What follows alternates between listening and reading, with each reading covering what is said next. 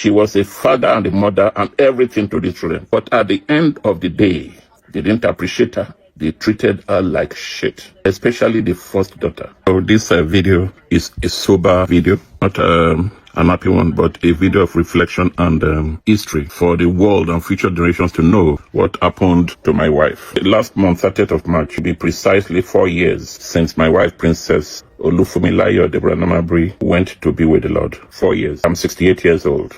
In a few months' time, by God's grace, I'll be 69, approaching 70. So what I'm about saying before I go is the truth and nothing but the truth. So help me God. It is crucial and necessary I put it on record for the world to know what happened in our house, 10 Kingsland, Broxwood Way, NW87QJ, and Johnswood. Because he's been bugging me for over some months. I don't want to go to the grave with this this information, because those that have done it, if I don't say something, they will go scot-free. One of my motives in life is that whatever a man soweth, so shall he reap. The parties I'm going to mention in this video will definitely reap what they've sowed to their mother. Fumi, my wife, had 4 children. They are not children by the time she died. She has 4 children, 2 girls and 2 boys. On average, these children are between 50 to 30 years old. The last child is 30 years old, last December. So I'm telling you that these are grown-up children, grown-up adults. What I'm about to say here is what transpired and what I saw happened to my dear wife. For the public to know and the world to know, Fumi died a painful death, a painful and bitter death.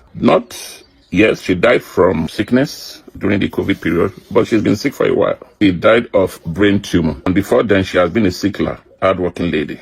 But however, God has sustained her throughout life. So she died when she was about 65 or 66 years old. This woman, throughout her life, fought and made sure that her children were top. She gave her children priority. I've never seen a woman so dedicated to her children. The first 3 children are from a previous marriage. I don't know what they call them now, a previous marriage. Then the last one, Angela, is from me. That's the way it is. I have known me and Fumi started many years ago, back in met when I was in IMB, a young banker. Eventually, I don't want to go to that, but for people to know, we did not meet in London. She used to be a big contractor to my bank in Nigeria.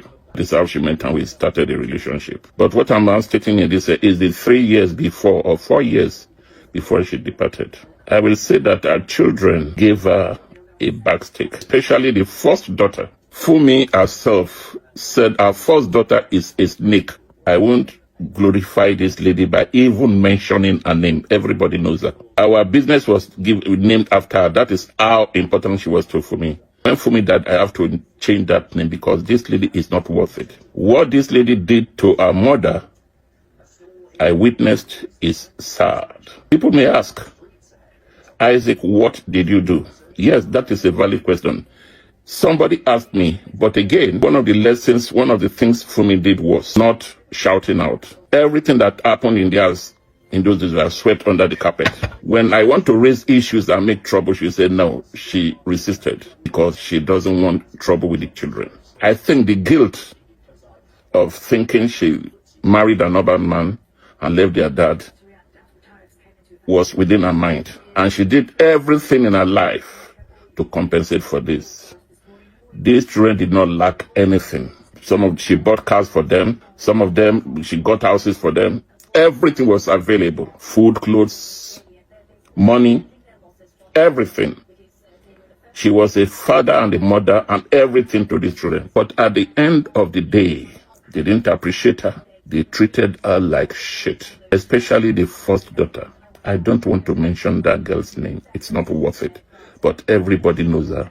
And when she gets this video, she will know. I have proof, I have records. She's a lawyer. She can sue me in court. Even the world knows.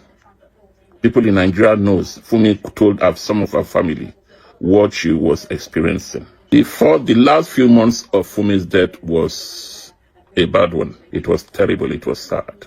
I will say it because it was very, very sad. For such a woman that have given so much to her children, but to get such a little, it disdain, it disrespect to this glorious woman, to this wonderful woman.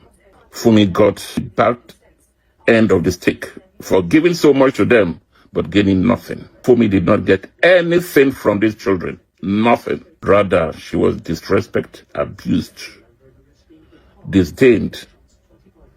This was a woman respected outside, but disrespected at home, led by her first daughter. I'm the husband, and I'm proud of what I saw, how this woman trained up her children, invested in them. But at the end of the day, she got nothing. Yes, it was a trying time. Of course, she died of brain tumor. She went through surgery twice. By that time, I was equally not feeling fine. I was ill-disposed and disabled. But there's nothing much I can do. However, even in that sickness, I expected the senior daughter to show love. What the senior daughter did before then was to do what we call divide and rule.